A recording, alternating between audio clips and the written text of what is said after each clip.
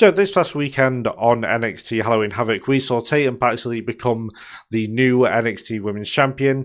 And yeah, this still feels wild to say, but awesome nonetheless. And in today's video, I want to talk about the case of the NXT Women's Championship overall, the past history it's had, and why Tatum Paxley isn't really a shock champion when you really step back and think about it.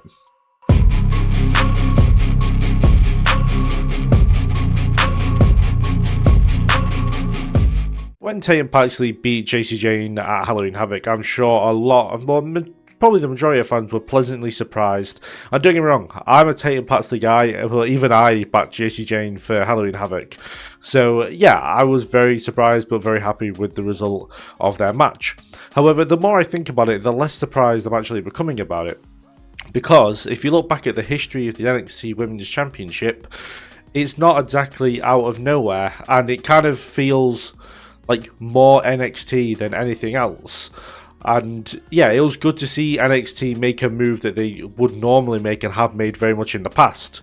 And for those behind Tatum Paxley since the beginning, since she first showed up in NXT 2.0 when she was part of the Diamond Mine with Ivy Nile, I'm sure they couldn't be celebrating more right now over this one. But unfortunately, some people see this as maybe a downgrade of the Women's Championship.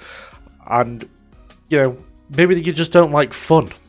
No, I'm joking. But, you know, to follow reigns like Julia, Stephanie Vaquer, and Roxanne Perez, who have all been champions for the NXT Women's Championship over the past year, it's a hard, I don't know how to put it. It's like a hard name to follow, isn't it? In like those three women who are like top of their division. Jacy Jayne had the same thing when she first won the championship, and now Tatum's kind of got that same role of, you know, the unexpected champion, maybe even a beatable champion like Jacy Jayne has, which I disagree with, but I know there's going to be people out there, I've seen comments out there of the same thing being said of Tatum as the same things that were Jacy, even though Jacy had a very good run as NXT Women's Champion.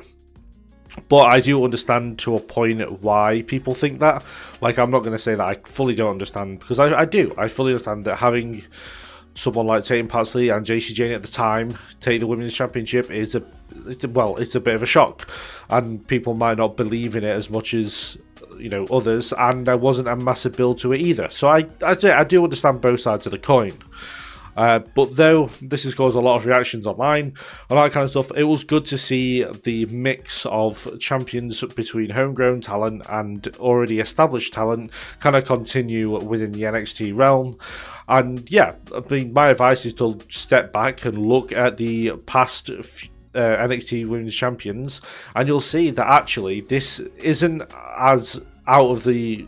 I don't say it is out of nowhere, but it's not like off-brand for NXT.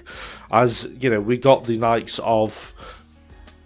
we got the likes of, you know, Paige, Sasha Banks, Charlotte, Bayley, all coming through NXT, all being homegrown talent and becoming women's champions. You got the likes of Alexa Bliss and Carmella, who weren't champions, but have still come through and made big names to themselves on the main roster coming through NXT. You then look at the likes of Asuka, Shayna Baszler, and Io Sky, wrestlers who were fully established before they came into NXT and WWE, but they became household names because of NXT and their runs with the NXT Women's Championship. And then to come back to even more recent times, where you got the likes of Mandy Rose, Roxanne Perez, and more recently Jacy Jayne, where you see women of the more recent and changed round NXT system, so NXT 2.0 into what we have now. You see them go on to become bigger stars, especially like Roxanne. I can imagine Jace will become a star on the main roster as well.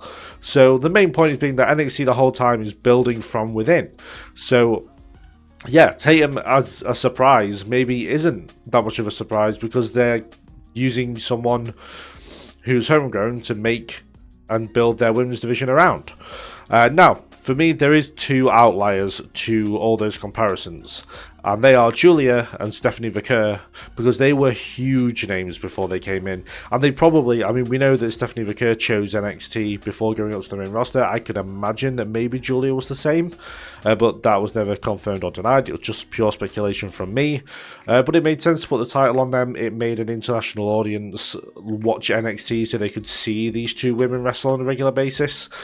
But then at the same time, it's good to see that the two champions that followed Julia and Stephanie Vaquer be like two of the most homegrown talents that NXT have in their system right now, in Paxley and JC Jane, who have been there since the NXT 2.0 kickoff, and we've seen them grow so much since I think it was September 2021 when it debuted.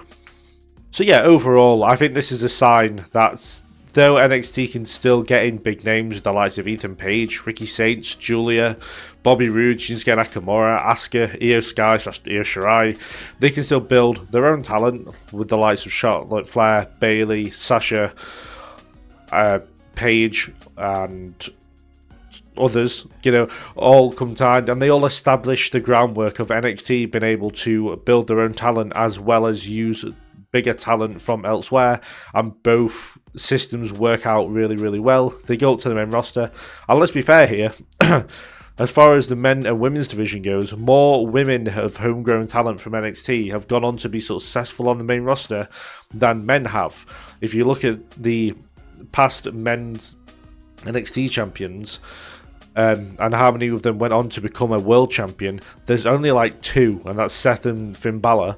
And even if you look through, even though Seth was early in NXT, you've kind of got the case of he wasn't really a part of NXT when a call-up was a thing. He kind of just went up and that was it. No one really said anything else. So really, it's only Finn Balor, and he's only been a world champion for one day. Whereas for the women, Sasha, Bayley, Charlotte all became multiple-time women's champions. Paige went on to become a world champion straight away. Io Shirai went on to become more, even though she's more established. Asuka as well, multiple-time women's champion. So there's all these examples. Even Stephanie Vaquer more recently, only a few months ago, became a world champion. So there's more of a success rate of women becoming stars in NXT and then going on to become women's champion on the main roster.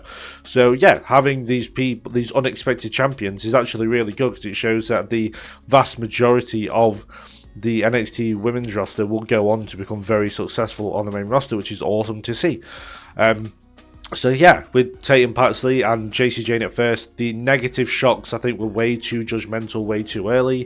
JC Jane made herself a star in NXT over the past few months with her women's title reign, and you see the likes of Raquel Rodriguez, Lyra Valkyria, and Ember Moon do that before. People that weren't considered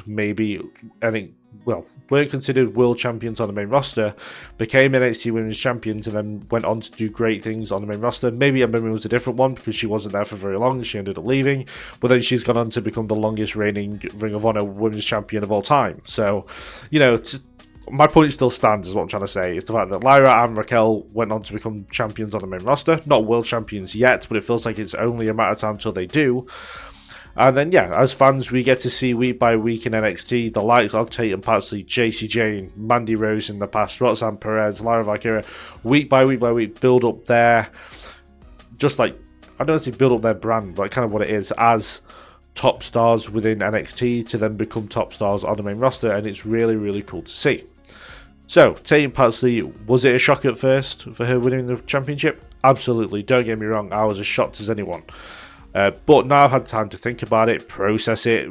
I think it's actually a great move, and I think it's going to give a fresh feel to what is a stacked NXT Women's Division right now anyway, and it feels more, NXT.